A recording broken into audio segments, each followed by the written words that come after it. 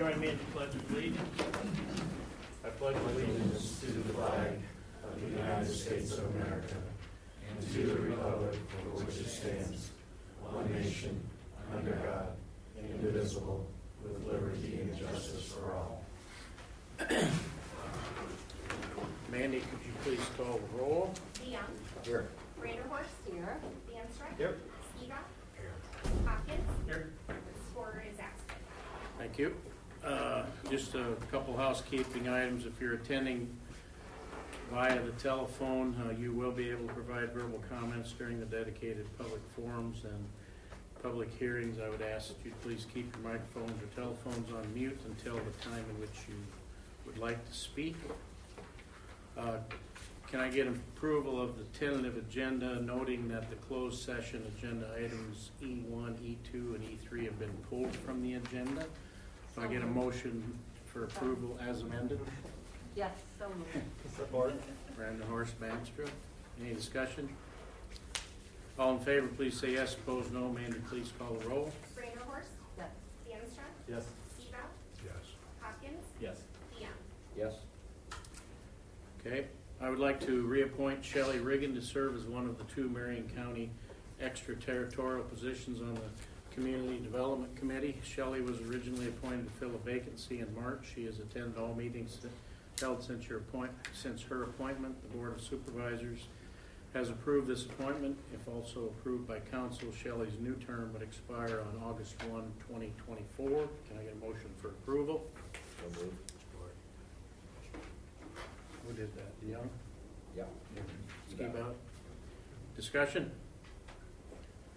All in favor, please say yes. Opposed, no. Mandy, please call the roll. DeYoung. Yes. Skiba. Yes. Hopkins. Yes. Vanderhorst. Yes. Danstruck. Yes. Motion passed.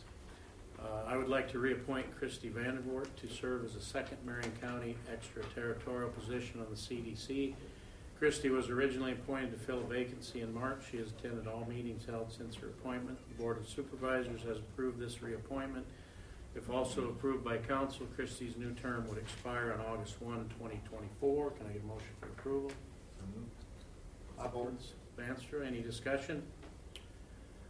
All in favor, please say yes. Opposed, no. Mandy, please call the roll. Hopkins. Yes. Danstruck. Yes. Skiba. Yes. DeYoung. Yes. Vanderhorst. Yes. Motion passed. Anyone wishing to address council regarding any agenda items? If you want to speak to us about anything that's on the agenda, you can come forward. Please state your name and address. Try to limit your comments to 3 minutes. Anyone on the phone? All right, moving on. I need a motion for approval of the consent agenda. So moved. Support. Brandon Horst DeYoung, discussion? I just have one question on the CDC minutes. There was an, I don't know if I can pronounce the word, on an abstention where somebody abstained from voting.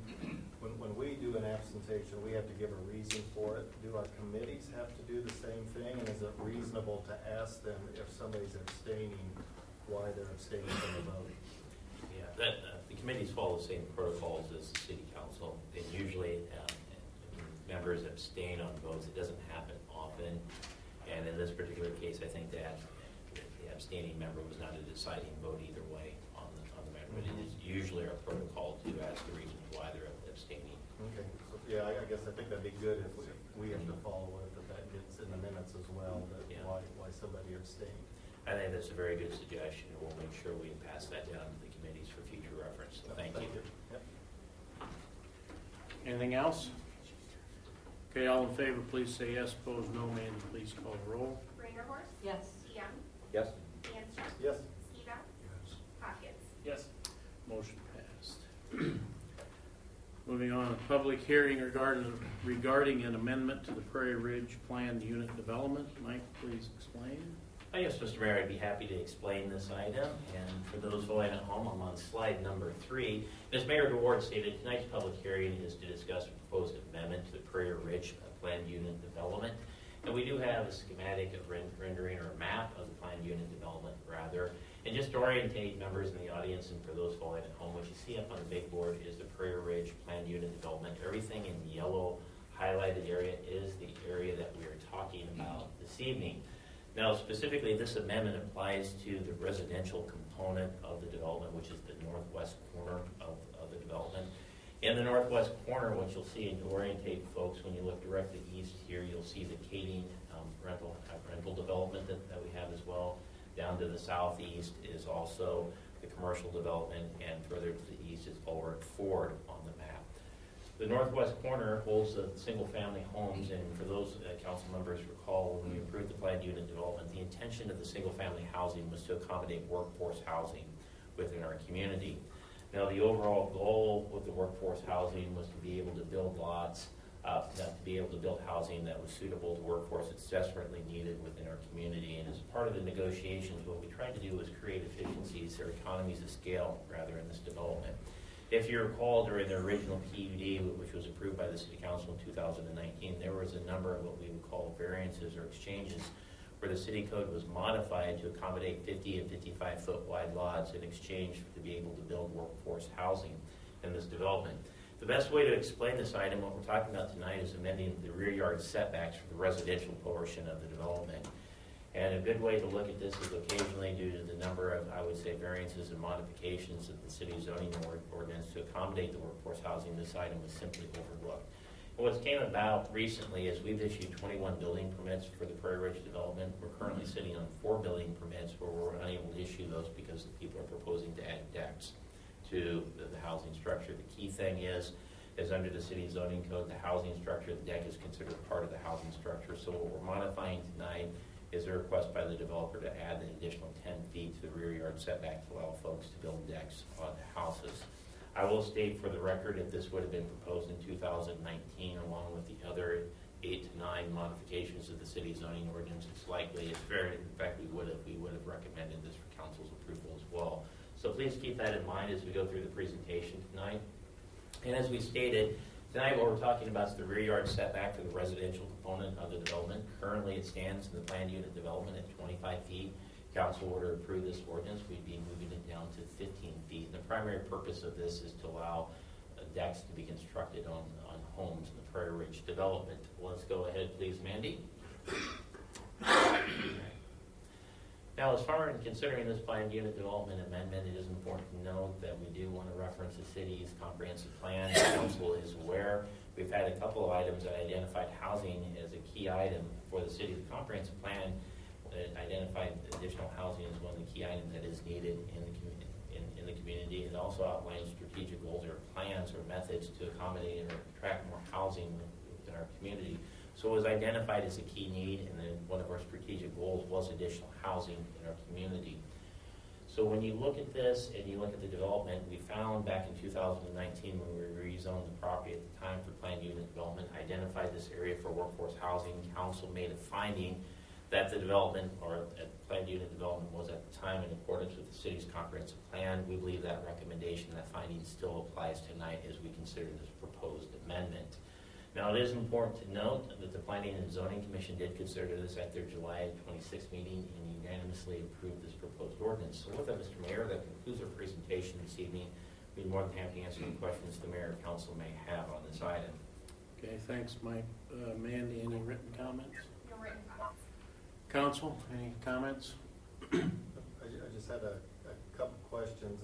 One is really technical in nature. It talks about all of Phase 3 and then Phase 2, lots 2 through 21. Mm-hmm. I cannot find lot 21 on the plat. Okay. Jerry?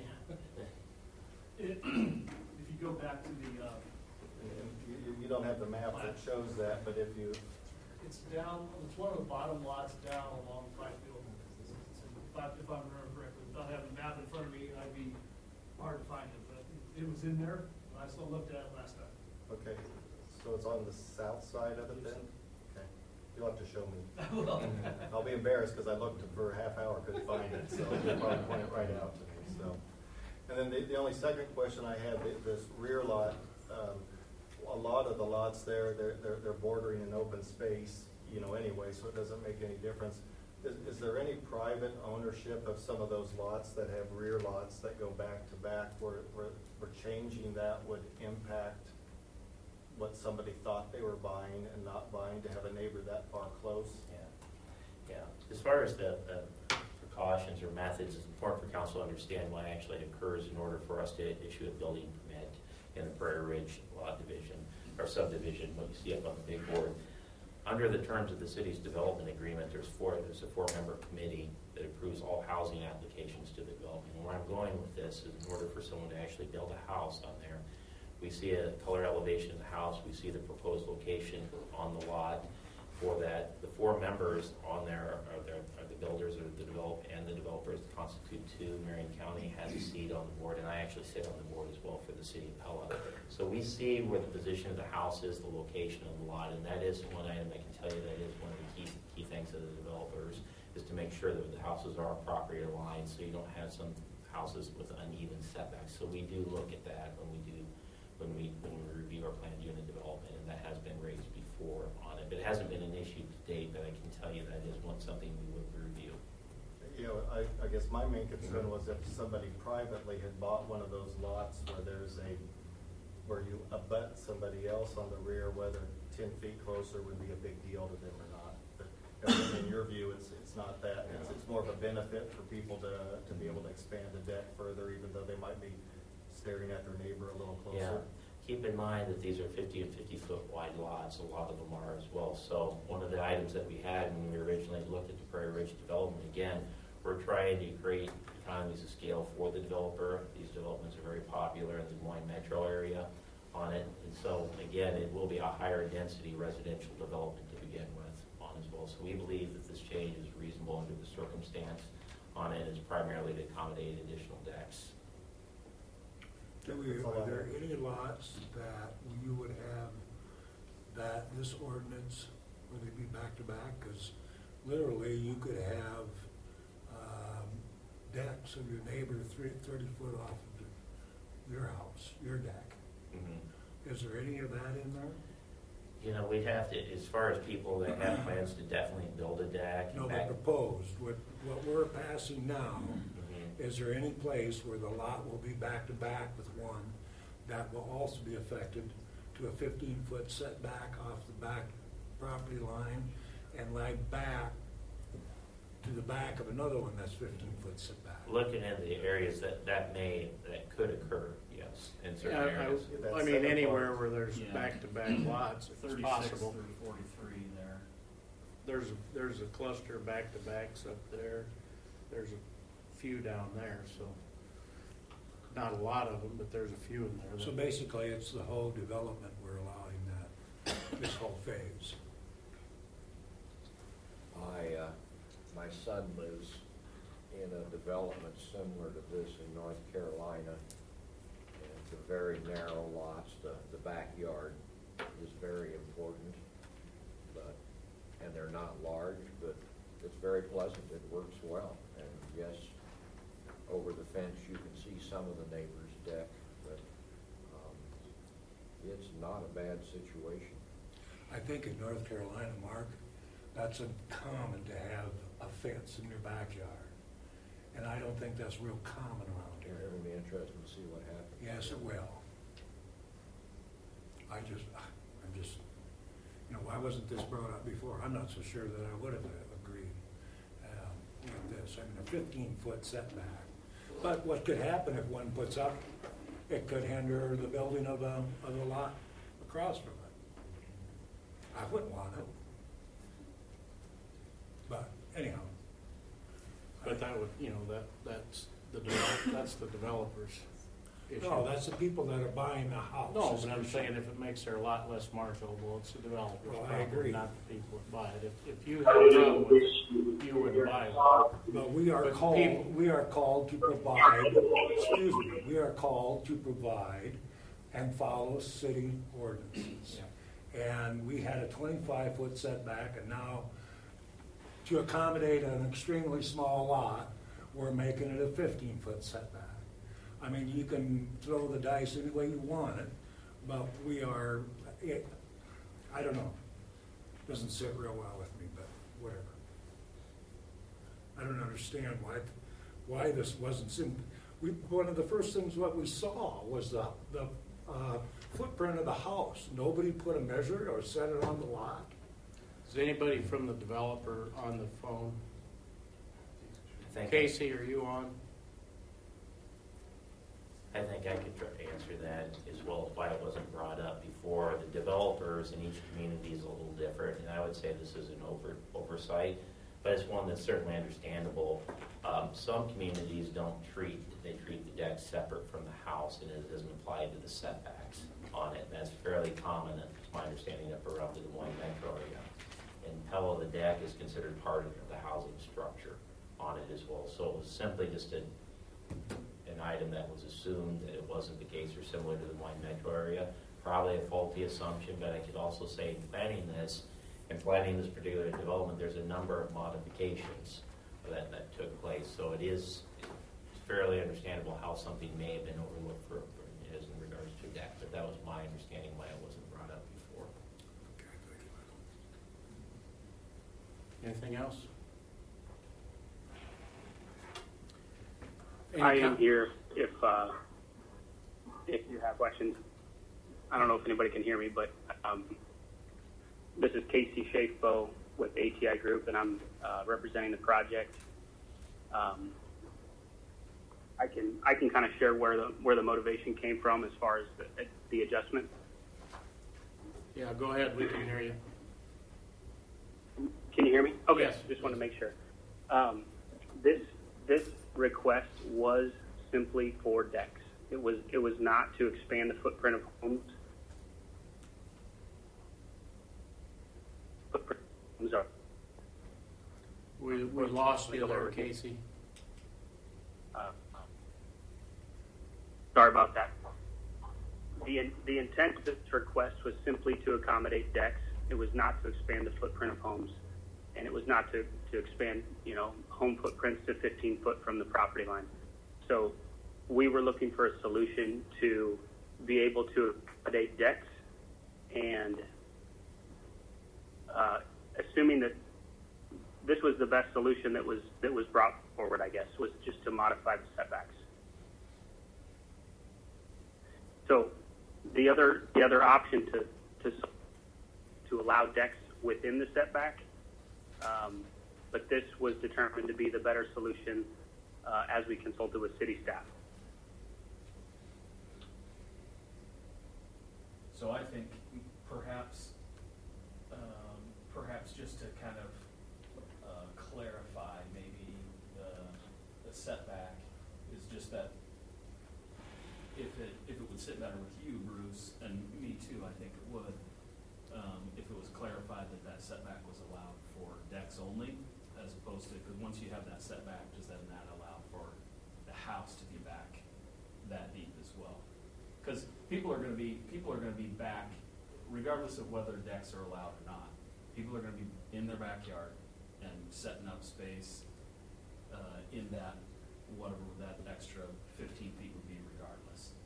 So it's just a matter of. I think this clearly states that decks are the only thing that will be Okay. allowed. The patio. In that setback. Yes. Doesn't change the fact it's going to be an extremely small spot.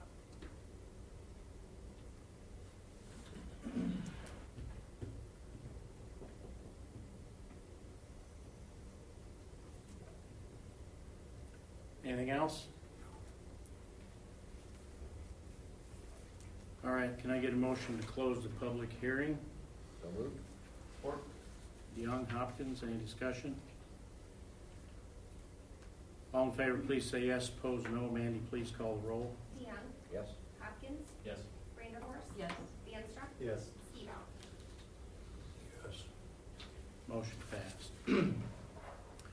Moving on to ordinance number 996, entitled an ordinance amending the zoning ordinance of the City of Pella, Iowa by amending the PUD ordinance for the property located east of Highway 163 and north of Highway G28, City of Pella, Marion County, Iowa, first reading. I get a motion for approval. So moved. Support. Banster, DeYoung. Discussion. Okay, all in favor, please say yes. Opposed, no. Mandy, please call the roll. DeAnstruck. Yes. DeYoung, Yes. Reindeerhorst. Yes. Skibout. Yes. Hawkins. Yes. Motion passed. All right, moving on to public hearing regarding an amendment to the South Main Plan Unit Development. Mike? Yes, Mr. Mayor, once again, I'd like to direct the council's attention to the big board, and for those following at home, I'm on slide number 6. As Mayor DeWard stated, we have a proposed amendment to the South Main PUD, and what we have is an aerial map of the South Main development as it currently sits. And what you'll see is just this development to the north is Independence Street, to the east is Main Street on there as well. But it is important to note that in 2019, the South Main development was originally approved by the City Council. Tonight's amendment deals mainly with the layout of buildings 4 and 5, along with the proposed elevations for 4 and 5, and that is the purpose for the proposed amendment.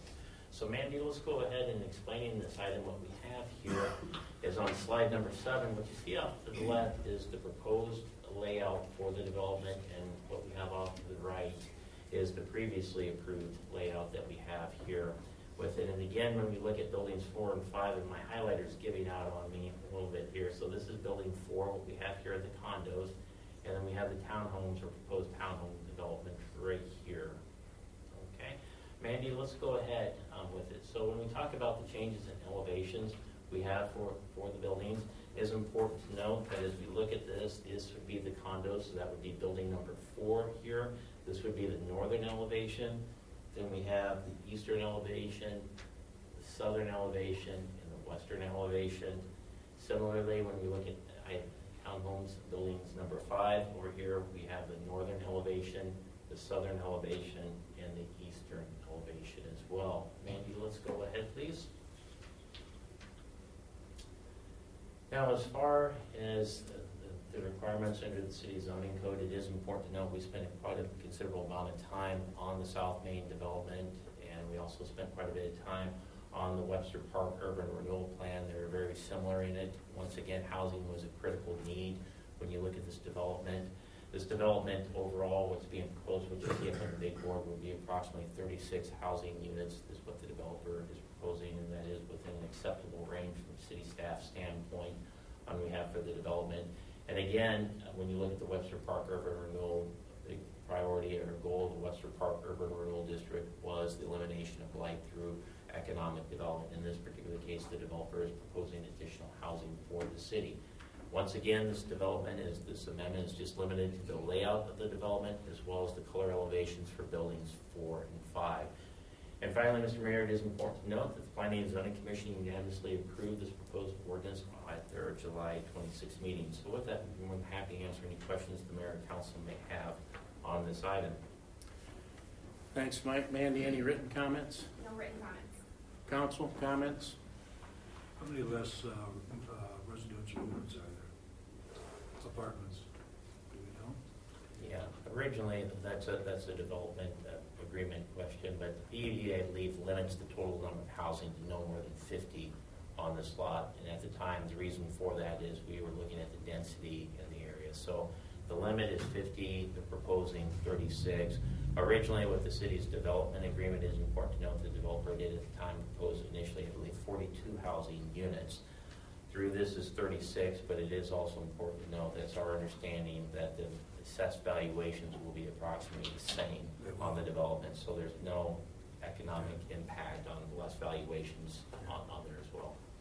There is less patio area when you look between the two, but it looks like there's maybe a little more green space. I think it does, doesn't it?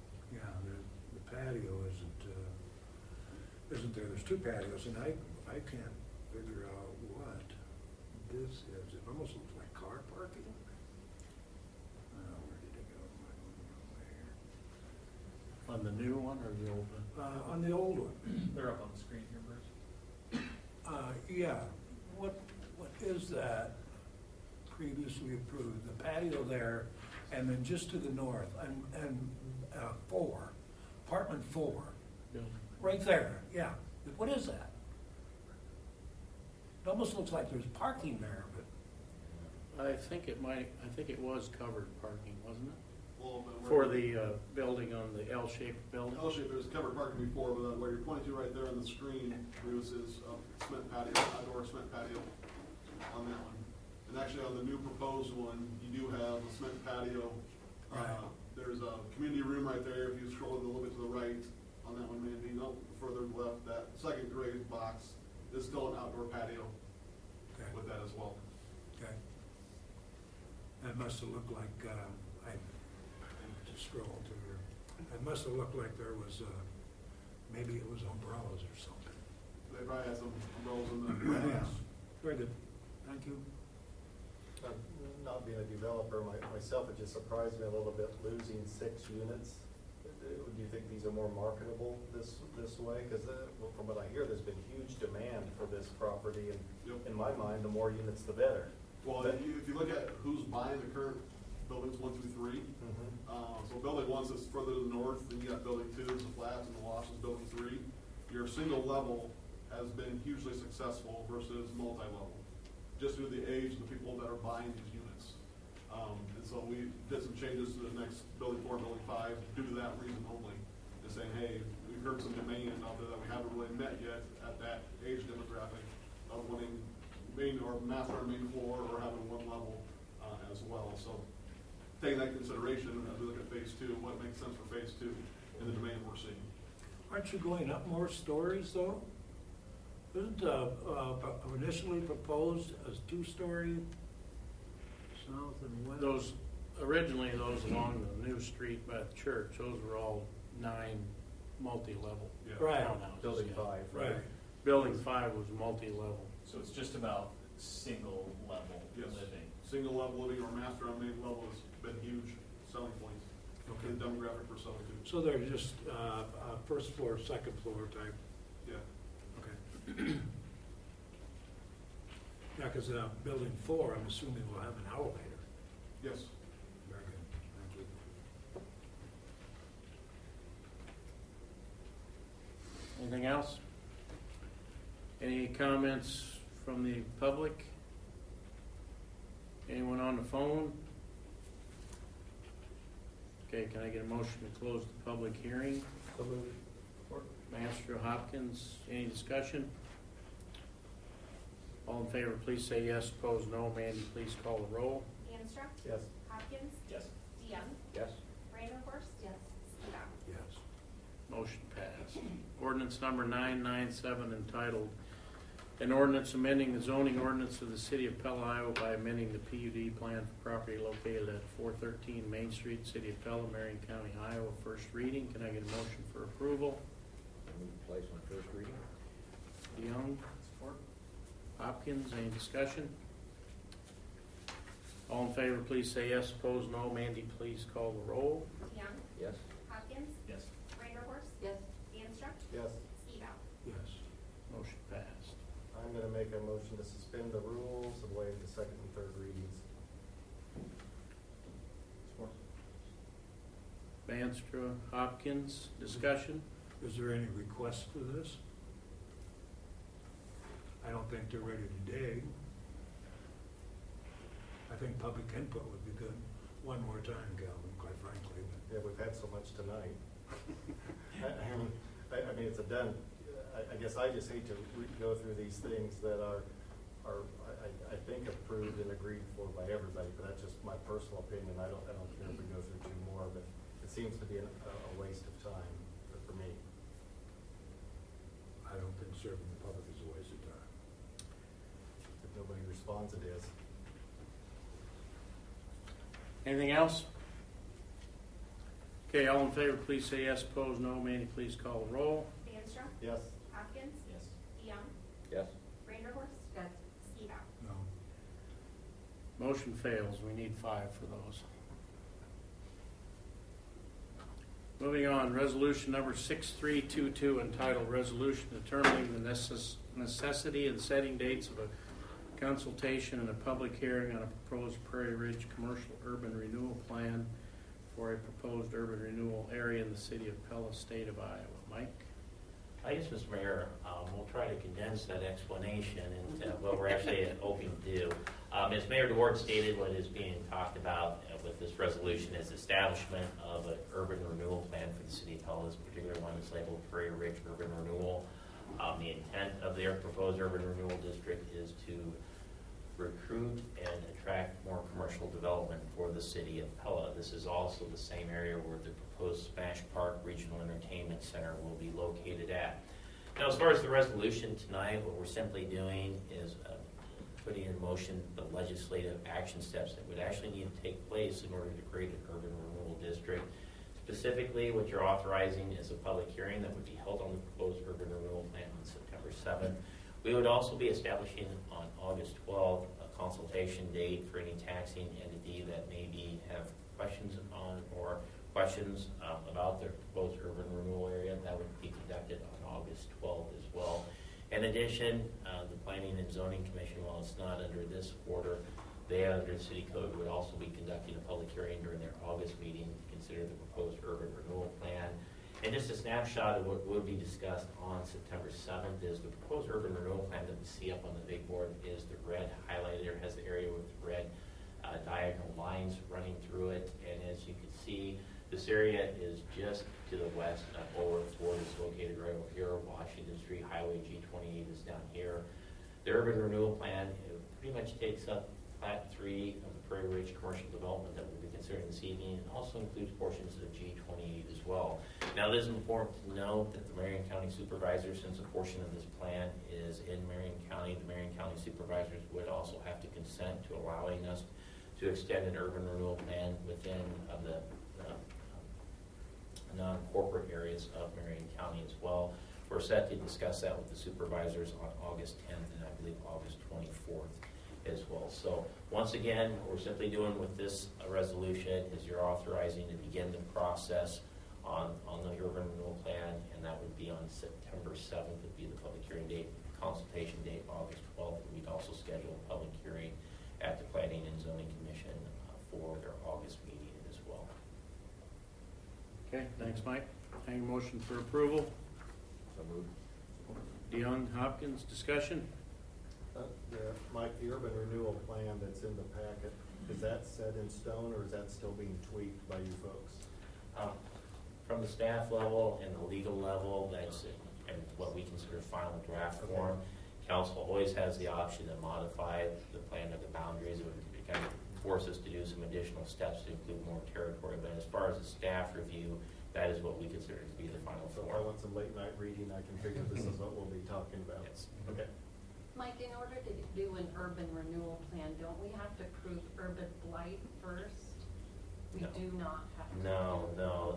Urban blight, that's part of an urban renewal plan. We could make that, in this particular case, I would not say this is a good district for consideration No. on a blighted district, but you'll No. have to make it a finding of blight for an urban renewal plan. Okay. There's really, in my career at the City of Pella, there's only been one urban renewal area where a finding of blight was made at that, and that was the Webster Park urban renewal plan. Exactly, and I had no problem with it. I would have had a real problem or urban blighting of Mhm. prime farm ground Yes, absolutely. on that, Mhm. so. What's the benefit to doing an urban? What's that? What's the benefit to doing an urban renewal? Yeah, for the city, it's a couple things. With the urban renewal plan, if you read through the packet in the urban renewal plan, when you talk about the recruitment of additional commercial development in this particular case, we looked at the city's comprehensive plan. It talked about the lack of eating and dining establishments, and listed as a key priority for the city to attract additional entertainment industry. Oftentimes, when you look at things like Smash Parks and other types of regional, I'd say, entertainment centers, oftentimes there's development agreements that are a requirement to incentivize folks to locate to Pella, such as the case with the proposed Smash Park. In addition, in order to offer a development agreement, you have to have an approved urban renewal plan on it. So you have to go through this steps before you So can do you really need an urban renewal plan to TIF or give any sort of incentives. that. In a nutshell, that's the primary one. The secondary one is, if you look at this, and what we have, the reason why we have Washington Street and G28 down here is oftentimes as commercial developments, which we hope this one and what we believe will be successful at it, often necessitates additional public improvements as well. And so when you look through the urban renewal plan, you're really trying to do a comprehensive view of segments of your community where you've identified for economic development growth. We believe this is consistent with the city's comprehensive plan. And you're also looking out in the future in your crystal ball and trying to forecast any type of needed public improvements as well. And so in order to use basically tax increment financing to fund public improvements, future public improvements for that, you need to have an urban renewal plan as well. So again, this is one of the primary economic development tools available to cities under the state of Iowa. There's legislative steps that you have to go through, and again, all we're doing tonight is giving the authorization to start the process. Okay, anything else? All right, all in favor, please say yes. Opposed, no. Mandy, please call the roll. DeYoung. Yes? Hopkins. Yes. Vanderhorst. Yes. DeAnstruck. Yes. Skibout. Motion passed. Resolution number 6323 entitled Resolution of Pella City Council Approving Final Plat. Mike? Yes, Mr. Mayor, I'd be happy to explain this item for those following at home. I believe I'm on slide number 11 this evening. As Mayor DeWart stated, what we're entertaining with this resolution is approval of final plat 3 for the Prairie Ridge development. This evening's final plat has been proposed and presented by RDP Holdings and the ATI Group as well. Now, as council is well aware, but for those members in the audience or following at home, there's two types of plats that we generally deal with. One of them is a preliminary plat, and one is the final plat for the development. The preliminary plat is the overall game plan for the development, and oftentimes it talks about the entire development on that. And preliminary plats also identify public infrastructure that's needed as well. The final plat is used for reporting and land transferability purposes. It's recorded at the county level as well, and oftentimes it's just a portion of the development, such as the case with Prairie Ridge. In this particular case, we have final plat 3. Now, the best way to describe this on the map that we have on the big board, the blue highlighted area is actually right here is the final plat, or the geographical area. And as you can see, just to the north of the development is the new Kading residential development as well. Now, it is important to note the final plat that we are talking about this evening is also the proposed location for the Smash Park Regional Entertainment Center as well. So let's go ahead, please, Mandy. Now, as far as the comprehensive plan is concerned, it is very important to note, as we stated earlier this evening, through various other items that we've considered with urban renewal plans and PUD amendments. When we look at the comprehensive plan identified eating and drinking and entertainment establishments is lacking in the city of Pella. That was a key strategic goal of the comprehensive plan. We considered this in 2019 when we actually approved this particular area and identified this as a commercial development area. This area in the comprehensive plan is also identified above and beyond that as a key area for additional economic development growth in the city. So from a future use land map standpoint, generally strategic plan, land use standpoint, or strategic goal standpoint, we believe that the proposed final plat strongly aligns with the city's comprehensive plan. That was the finding that the city council made in 2019 when the property rezoned. We believe that still applies today. Let's go ahead, please, Mandy. Now, what we have listed up on the big board is just a summary of the public infrastructure that would be dedicated to the city of Pella once it is constructed. There on the big board again, the proposed roadway is roughly 600 linear feet as well. Let's go ahead, please, Mandy. Okay. Now, as far as the final plat that we are considering this evening, we believe that the proposed final plat that we are considering does align with the previously approved preliminary plat for the development. We also believe it complies with the city's zoning ordinance as well as the city's comprehensive plan.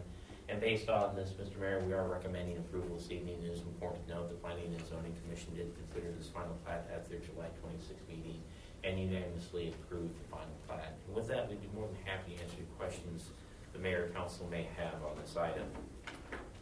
Okay, thanks, Mike. Can I get a motion for approval? Support. Skibout, Vanderhorst, any discussion? Okay, all in favor, please say yes. Opposed, no. Mandy, please call the roll. Skibout. Yes. Vanderhorst. Yes. DeAnstruck. Yes.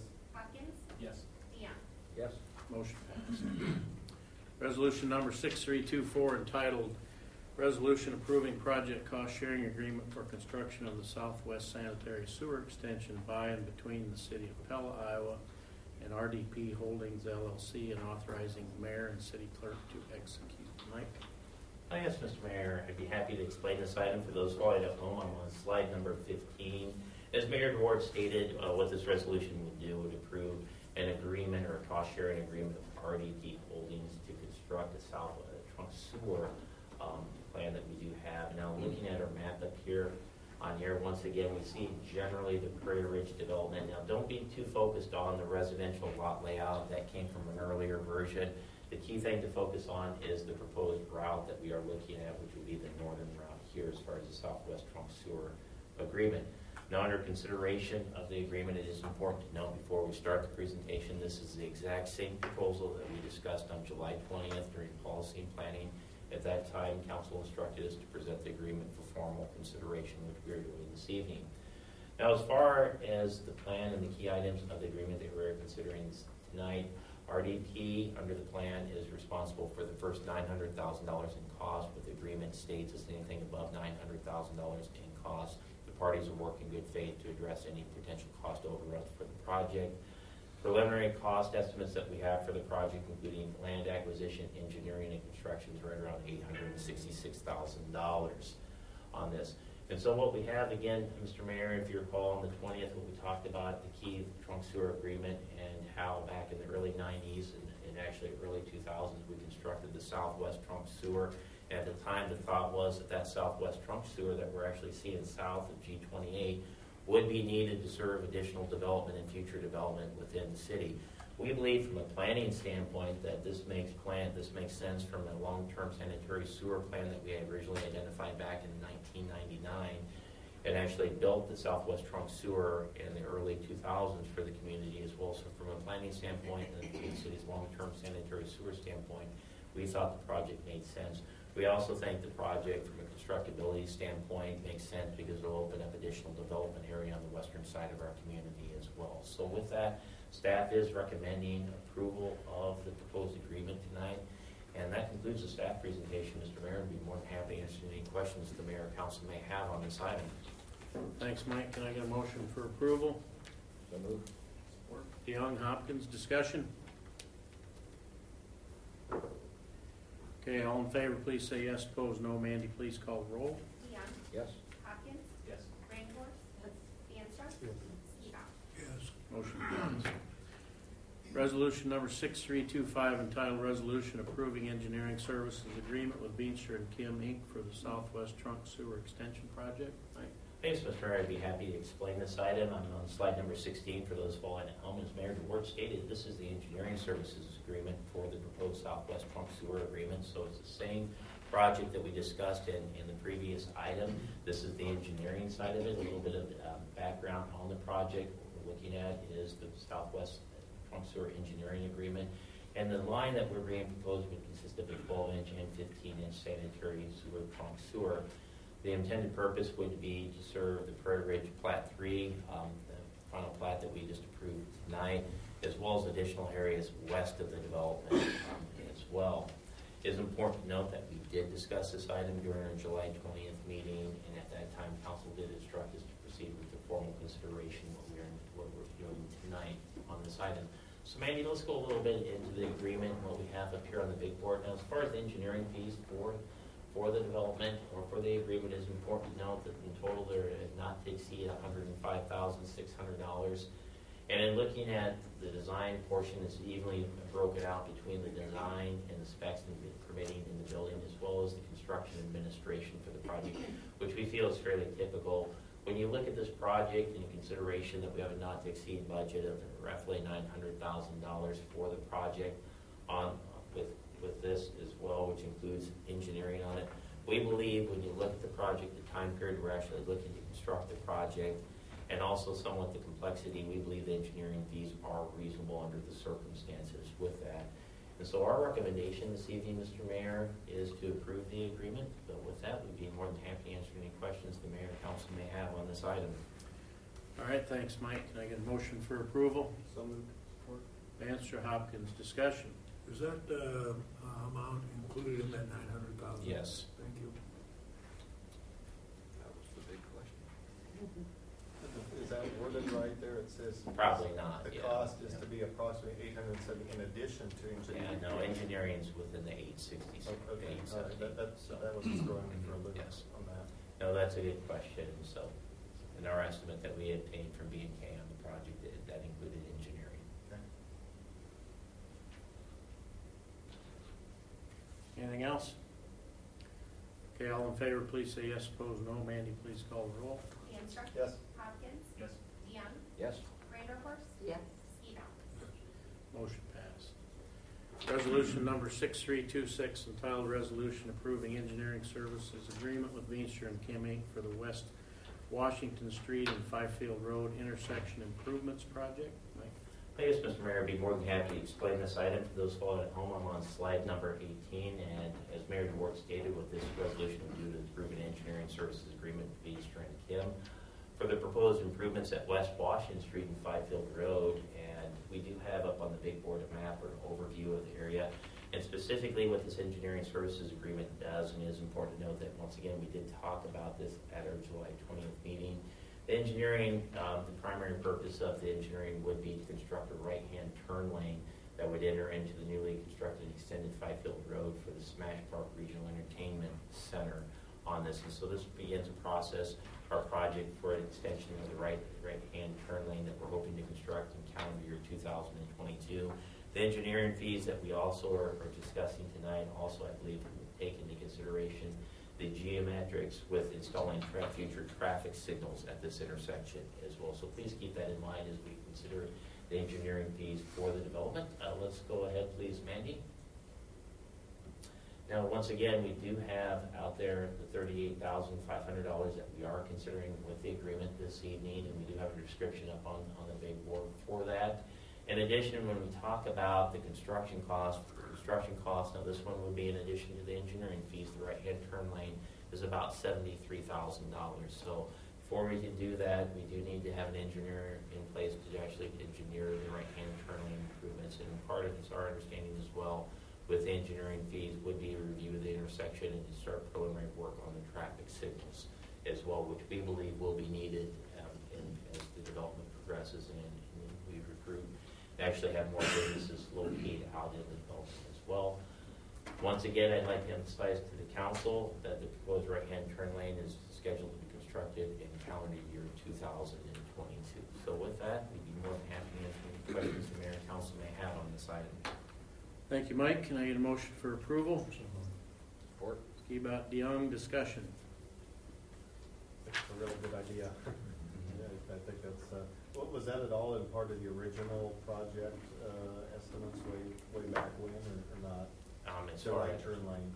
yeah, originally, yes. The answer is yes. When the Prairie Ridge development first occurred in 2018, 2019, right around the time period, one of the first things that we did was we did a preliminary traffic review of that. And if you look at the Fifield Road and the extension of Fifield Road, one of the things that came out of the traffic review is to make sure that we had two access points coming out for the residential development. And where I'm going with this is at the time of the preliminary plat, traffic analysis, depending on how fast the commercial development develops, you may have to have a right-hand turn lane and you may have to have traffic signals. After the final preliminary traffic analysis and Smash Park was announced on it, we updated the traffic analysis. What our engineer stated at the time was, with the warrants and the traffic levels, projected traffic levels, they feel that it is warranted to do the traffic signals on there, and they recommend the right-hand turn lane. In order to use or share the federal gas tax, however, you actually have to have actual hard traffic counts, and so we can't construct the traffic signals until we have the traffic counts. But we are proposing for the traffic signals to use the federal gas tax. So I think Councilmember Manstra, a long way of answering this is we've always known there's a strong possibility that there would need to be a right-hand turn lane, as well as traffic signals. When we did the preliminary plat, the development's initial stages, the key thing was how fast the commercial development would be So that's actually a developed. good sign we're doing it this soon in the game. Yes, absolutely, Okay. yeah. As we stated before, traffic problems and traffic issues are always a good sign in the development world, so. Anything else? Okay, all in favor, please say yes. Opposed, no. Mandy, please call the roll. Skibout. Yes. DeYoung. Yes. Vanderhorst. Vanderstra. Yes. Hopkins. Yes. Motion passed. Resolution number 6327, entitled Resolution Approving First Amendment to the Hotel Motel Distribution Agreement with the Pella Convention and Visitors Bureau. Mike? Yes, Mr. Mayor, I'd be more than happy to explain this item, and as Mayor DeWart stated, what this resolution would do is approve the First Amendment to the Hotel Motel Distribution Agreement that we currently have with the Convention and Visitors Bureau. Specifically, it would approve a one-time payment of $40,000 this year to the Convention and Visitors Bureau. It is important to note that this assistance is intended to help with the agency and specifically address the financial, I'd say, hit the agency has taken as a result of the COVID-19 pandemic. It is important to note that this is the same proposal that we discussed during our July 20th policy and planning meeting, at which time the council directed us to proceed with formal consideration of this amendment. So with that, once again, what this would do is approve an additional $40,000 for this calendar year for the Convention and Visitors Bureau. It's intended to assist with the COVID-19 pandemic on this. And with that, I believe that concludes our presentation. Mr. Mayor, I'd be more than happy to answer any questions the Mayor and Council may have on this item. Okay, thanks, Mike. Motion, can I get a motion for approval? So moved. Support. Brander, Hortsky, Bout. Discussion? Okay, all in favor, please say yes. Opposed, no. Mandy, please call roll. Vanderhorst. Yes. Skibout. Yes. Hopkins. Yes. DeYoung. Yes. Bandstra. Yes. Motion passed. Resolution number 6328, entitled Resolution Approving a Second Amendment to the Original Partnership Agreement between the City of Pella and Wonderspellen for the purpose of constructing Phase 3 Playground Equipment Shelter House for the Kiwanis Park Improvement Project. Mike? Okay, Mr. Mayor, I'd be more than happy to explain this item. And for those following at home, I'm on slide number 22. I would like to state that this will be a combined presentation for items number 6328 through 6330 this evening. And as Mayor DeWart stated, what we're talking about is the proposed expansion plans for the Wonderspelen project. As council was aware, we did discuss this item on July 20th. Now, further background on this for those in the audience and for those following at home, we previously approved an agreement with Wonderspelen to build an all-inclusive playground at Kiwanis Park. We do have color renditions of the playground equipment that is being proposed for the park.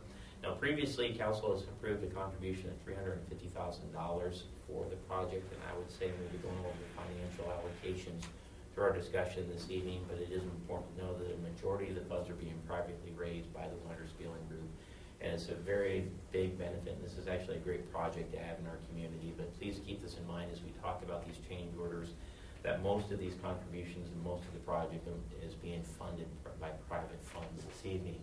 So let's go ahead, please, Mandy.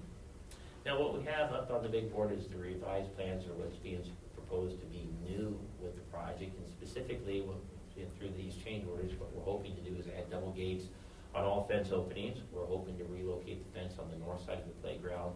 In addition, there will also be a new shelter house added to the park, as well as a Sonia arch. So these will all be great amenities to have within the new playground as well. Let's go ahead, please, Mandy. Now, as far as the first resolution that we have this evening, that is our agreement for Wonderspelen. And what we're simply doing through this resolution is we're increasing the city's contribution on the project from $350,000 up to $361,500. And specifically, as we talk about the change orders that we're considering this evening, this is just to pay for the engineering expenses for the project. The construction activity on the project is being proposed paid by Wonderspelen on this as well. It is important to note that the amendment would also increase the Wonderspelen contribution by over $189,000 as well. The second resolution that we have on this item, which is Resolution 6329, in the amount of $11,500, that would be for the design and construction amendment. And so this would be an amendment for an engineering contract with Snyder and Associates. And so, looking at the change order that we are considering this evening, we'll have additional design fees as well as construction administration associated with the project. The total cost on that is $11,500. If council were to approve this revised agreement, engineering fees for the project would be just under $89,000. Mandy, let's go to item number 3, which is the construction contract on this as well, Foyer construction. We do have, and this would be Resolution 6330. Foyer construction, as you can see, change order number 2 totals just over $189,000, and we do have a breakdown of the various components associated with the change order as well up on the big board. Now, talking a little bit as far as overall project cost, and I'd be remiss if I did not state that this is just what the city recognizes for the project. So when we talk about project cost, we're talking about just engineering and construction costs for the project. If council were to approve this change order of Hoyer Construction, we'd be over $1,505,000 for the construction component of the project. If you recall, total engineering fees about $90,000, so we're up to about $1,595,000. The city's contribution to the project is $361,000. I could also tell you there was additional land acquisition that was part of this project that was funded by Wonderspielen, and they have other costs above and beyond what we just elaborated on. So from the city's standpoint, our $361,000, we've been able to multiply that contribution significantly through our partnership with Wonderspielen. From the staff standpoint, we're extremely grateful for Wonderspielen and what they've done through the fundraising efforts for the project on it, and we just wanted to point out that, once again, the majority of this project is being privately fundraised. So with that, Mr. Mayor, that concludes our presentation for all three items. We're more than happy to answer any questions that the mayor and council may have on any of these resolutions that are being proposed this evening. Okay, thanks, Mike. So we have three resolutions we're gonna go through, so can I get a motion for approval for resolution number 6328? So moved. Brandon Horace Hopkins, discussion?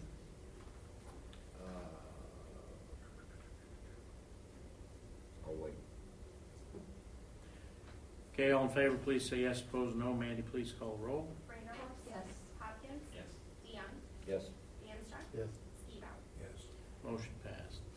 Resolution number 6329, entitled Resolution Approving Amendment Number 2 to the Professional Services Agreement with Snyder and Associates for engineering services associated with the Kiwanis Park Improvements Project. Can I get a motion for approval?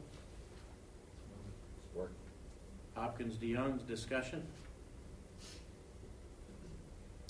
All in favor, please say yes. Opposed, no. Mandy, please call the roll. Hopkins. Yes. DeYoung. Yes. Reindeerhorst. Yes. DeAnstruck. Yes. Skibout. Yes. Motion passed. Resolution number 6330, entitled Resolution Approving Change Order Number 2 with Hoyer Construction for the Kiwanis Park Improvements Project. Can I get a motion for approval? Support. Skibout, Banstro. Discussion. I question reducing the water service. In my experience, it's never smart to reduce water service to a minimum.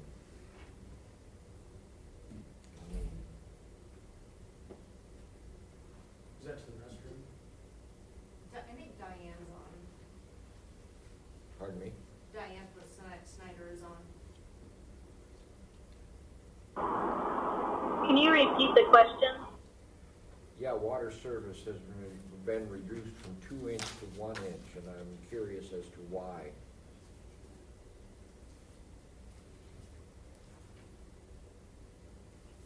Did you hear that, Diane? I apologize. it's breaking up quite a bit. I'm not hearing the question clearly. The question is the reduction of the water service from a 2 inch to a 1 inch. Why is that being recommended? Okay, yes.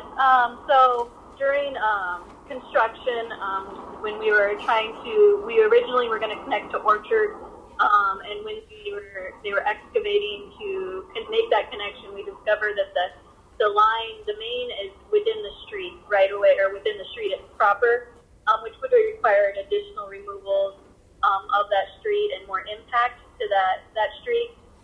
And so the restroom itself it doesn't need the larger. We just studied it, and it only needs the 1 inch, and we can connect to an existing service off of Main Street, which it will reduce. So they won't be able to run irrigation and the restroom at the same time. But we walked that through with the city, and the city was okay with that. And so we were able to connect to the 1 inch without disrupting and having to dig into Orchard Street at proper. Thank you. I would just like to say, just went to the East Coast and back. Spent quite a bit of time stopping in different communities. This is a very popular thing that's happening right now. And I know ours is not complete, but what I see on a blueprint, and I've read a blueprint or two in my day, this far exceeds anything that I've seen. kudos to the Kiwanis group. Phenomenal.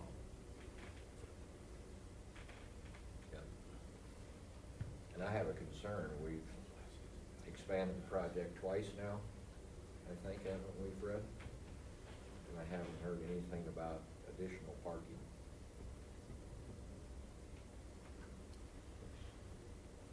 I mean, it's going to be an issue. It doesn't have to be to get the initial construction done, but it's going to be an issue. It will be a popular spot.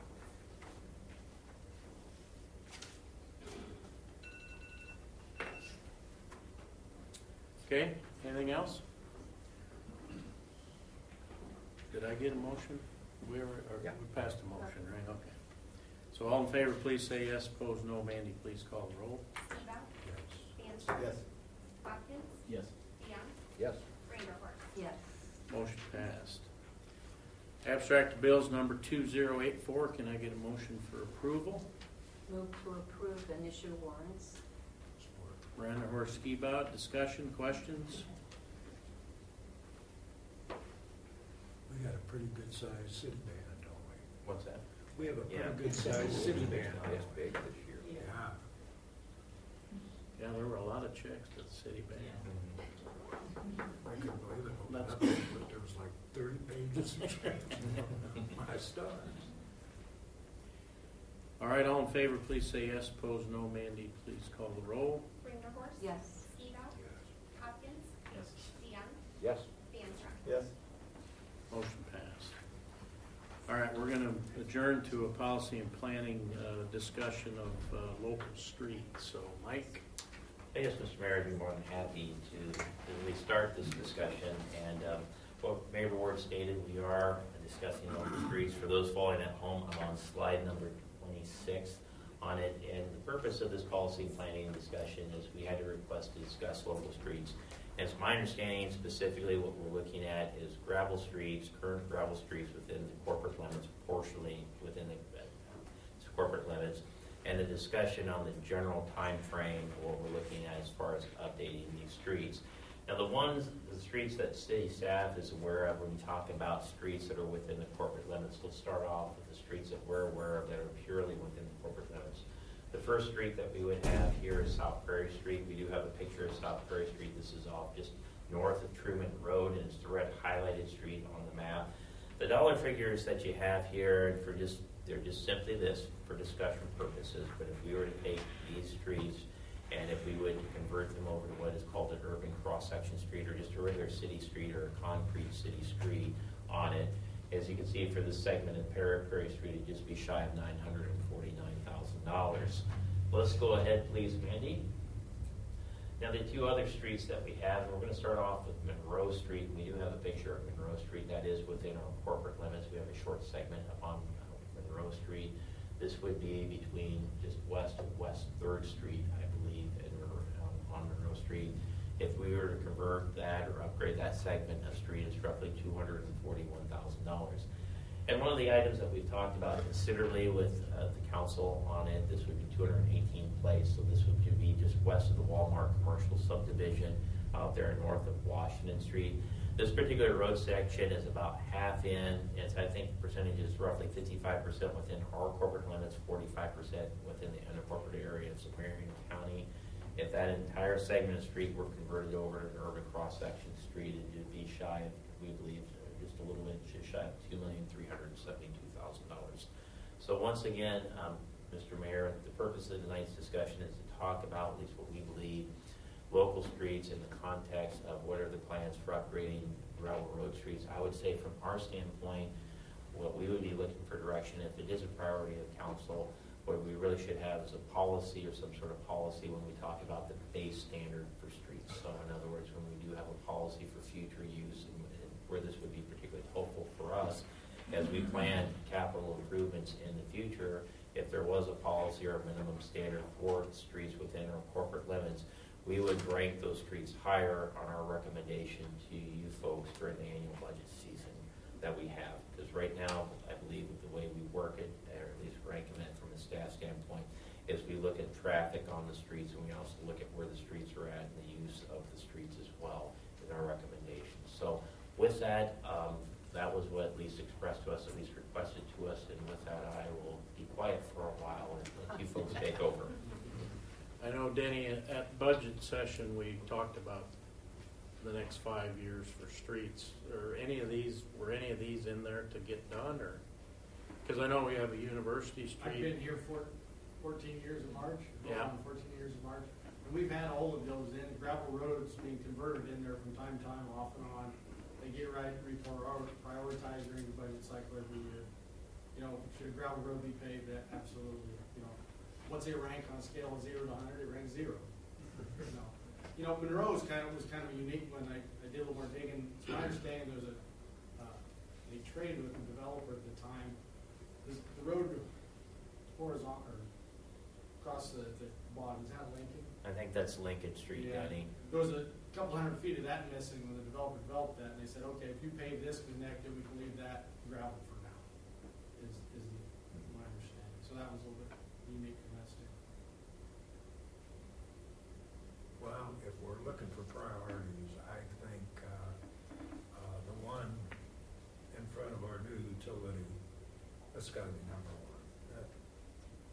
We have Prairie Street. We have a beautiful facility. It's going to be quite heavily used eventually. It is already. We need to pave that.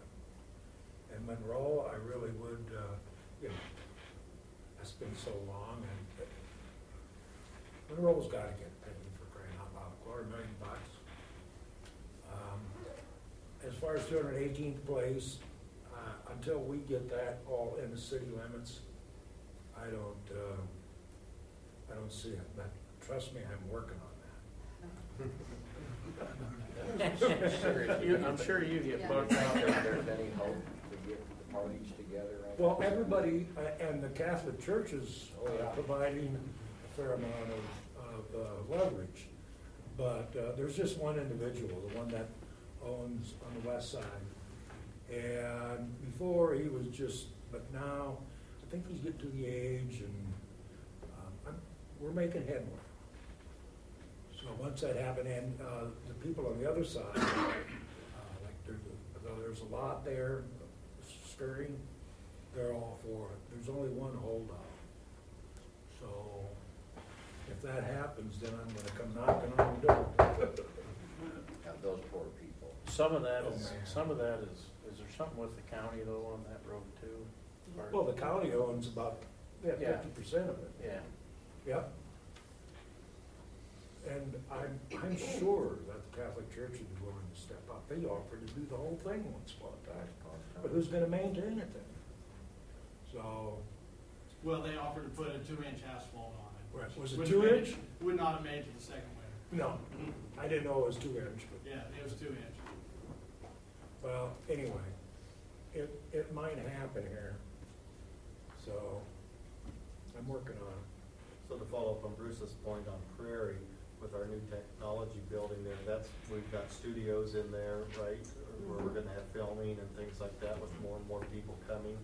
I have to agree with Bruce, to go to a great technological place on a gravel road is probably, doesn't make a lot of sense.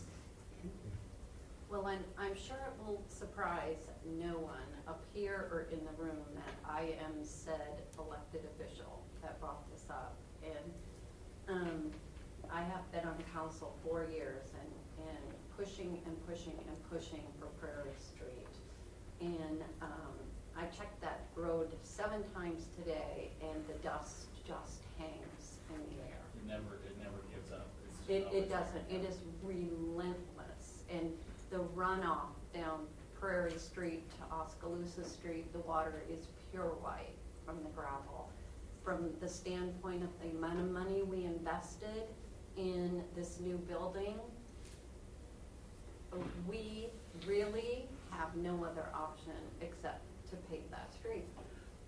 We just approved a turning lane to a subdivision in a slash park that hasn't even been built yet.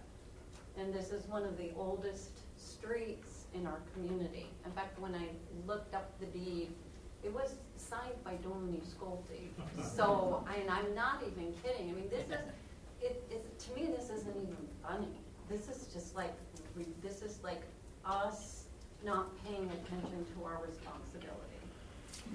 So, I think this is one that has to be done sooner rather than later. 218th, agree with Bruce until they are annexed in. It's a non-issue at this point, so, you know, those two city streets just have to be done. Yep. And that little stub of Agreement. Monroe's and my neighbor, Yeah, it gets very little traffic. yeah. I mean, I that's bet it something- could more if it wasn't gravel. Well, that could be, but So Mike, to follow up it on- would be a lower priority. Yeah, on your question to do a policy, I don't think it's worth it on 3 streets to do a policy.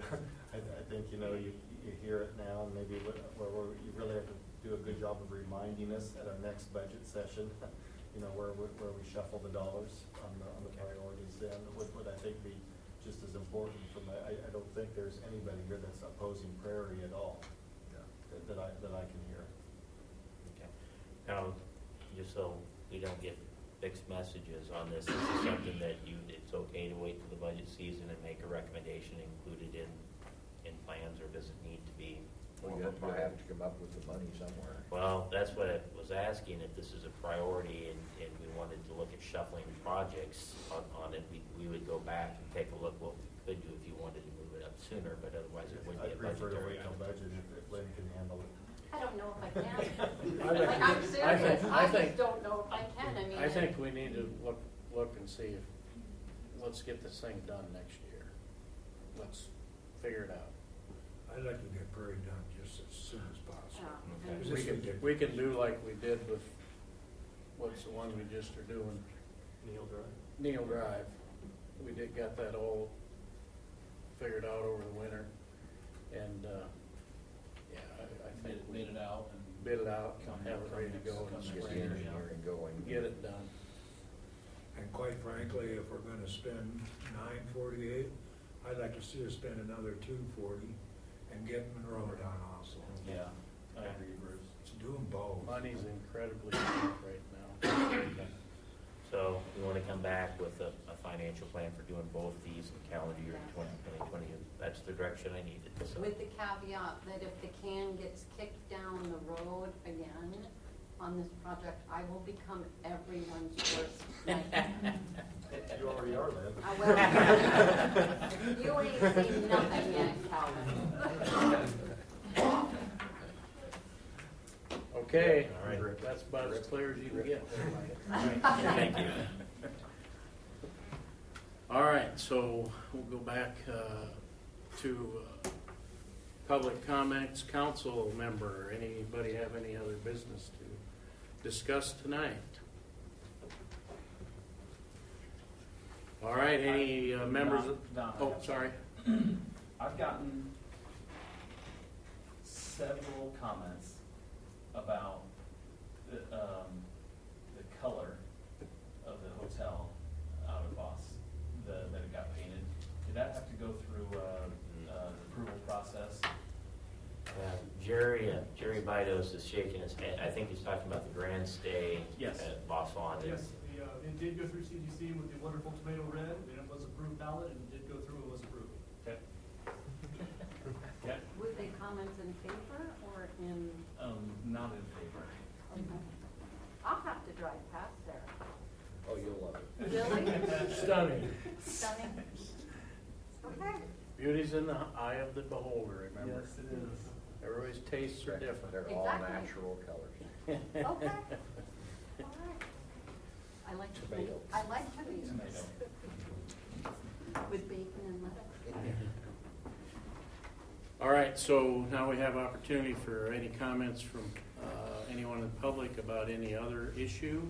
If you want to do that, please come forward, state your name and address, and I ask that you would limit your comments to 3 minutes. Anyone that wants to address council tonight?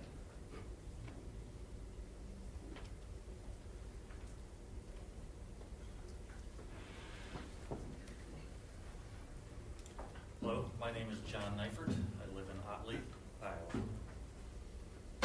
So I'd like to, continue to address the issue at the pool. Let me start by reading from Genesis. Noah, a man of the soil, proceeded to plant a vineyard. When he drank some of his wine, he became drunk and lay uncovered inside his tent.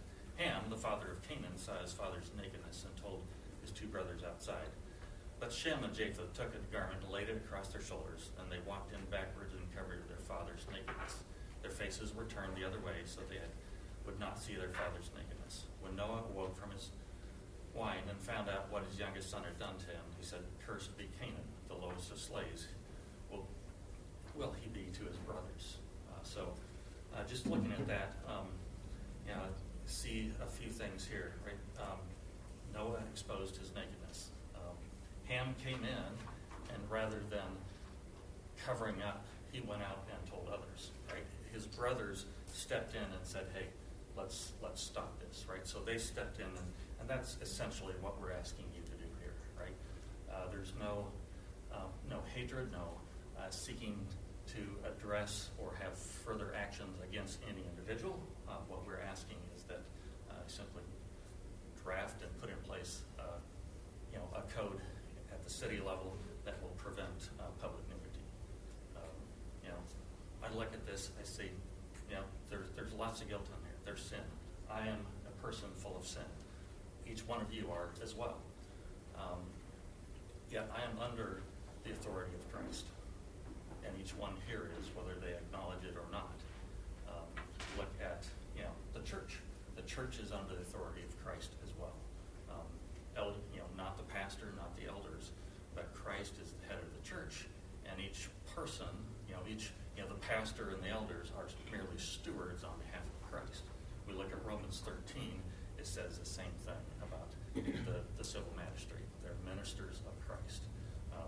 Right? But they're not, those people in those positions are not in authority, but they're under the authority. They're acting as stewards. And that's what I'm asking you to do, to be a steward of Christ as he is appointed.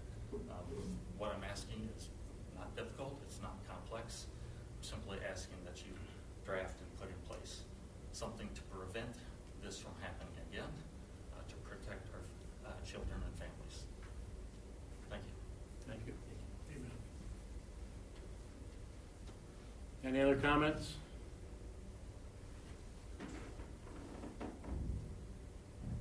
Seeing none, I will entertain a motion to adjourn. So moved. Manstra, Hopkins, all in favor, please say yes. Opposed, no. Mandy, please call the roll. Manstra. Yes. Hopkins. Yes. DeYoung. Yes. Randall. Yes. Seaback. Yes. Motion passed. We are adjourned.